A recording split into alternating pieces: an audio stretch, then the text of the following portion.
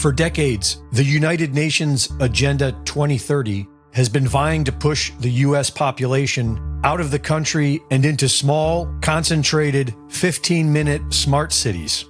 Preparations have been made quietly behind the scenes, and it doesn't matter if Americans are disinterested, because at least 30 million illegal immigrants are now available to launch these prison cell slave cities.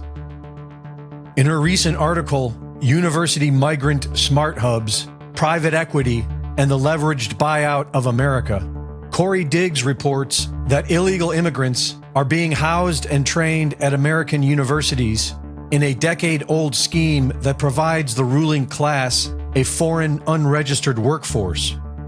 Under the banner of affordable housing, people have been forced out of home ownership, while BlackRock offshoots have been buying up the spoils, mostly through the Blackstone Group, whose top 3 shareholders are Vanguard, BlackRock, and Capital World investors. Blackstone has become the world's largest landlord after acquiring rental companies, including the largest student housing company, and converting care homes, offices, hotels, and warehouses into over 300,000 rental units. Blackstone partners with over 100 colleges and universities who run programs where illegal immigrant students are taught mindset, critical thinking, and leadership skills. They are being trained in ESGs, fully immersed into woke culture, and used to manage whatever their bureaucrat masters choose.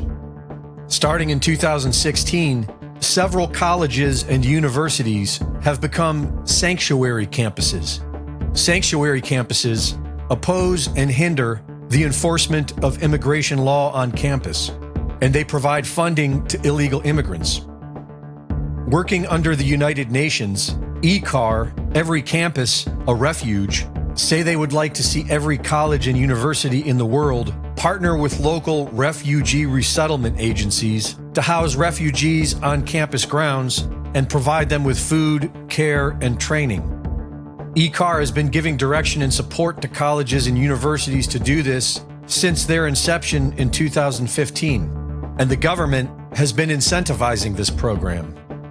Launched by the U.S. Department of State in January 2023, the Welcome Corps allows colleges and universities to provide U.S. citizenship to illegal immigrants by enrolling them in degree programs that will foster more diverse and inclusive campuses. Funds are provided to give them free education, housing, healthcare, and social services. The Biden administration has allocated $258 billion towards building 2 million rental properties. A new congressional bill guides local governments to acquire and convert shuttered buildings into affordable housing rentals. This is also being heavily funded through private endowments. Between 1990 and 2021, the average endowment value grew by 423%. Within the past 10 years, the Bill and Melinda Gates Foundation granted over $11.6 billion to 471 higher education institutions. Colleges and universities have spent the majority of this money acquiring hotels, office buildings, and other real estate in billion-dollar deals with private housing developers, while outsourcing student housing to Blackstone. Middle East investors out of Bahrain, Abu Dhabi, and Saudi Arabia are buying up billions of dollars of student housing, medical clinics, and office buildings near major universities. And sanctuary campuses are hiding the identities of the unregistered students enrolled in these programs. If you were destroying America from within, how would it look different?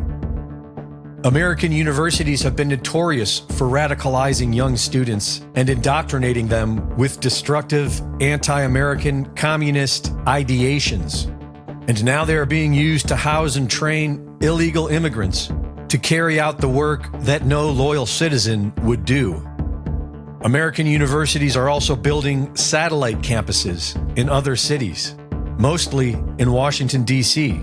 Over 50 universities have opened satellite campuses in Washington, D.C., where thousands of illegal immigrants will be housed, fed, and trained to be compliant drones of the federal government.